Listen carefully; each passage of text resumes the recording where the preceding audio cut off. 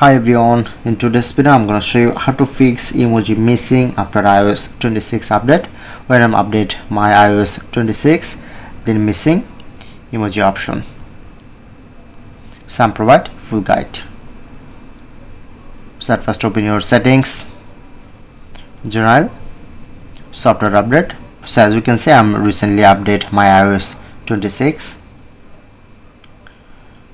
So if you want to fix this, open settings again, press on general and you get keyboard option. Press on keyboard. So as you can see, not showing it to emoji option, just need to add this. Press on add new keyboard and you just find here your emoji keyboard. Press on to tap and now successfully add this.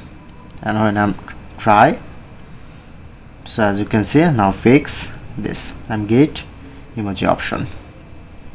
So that's it.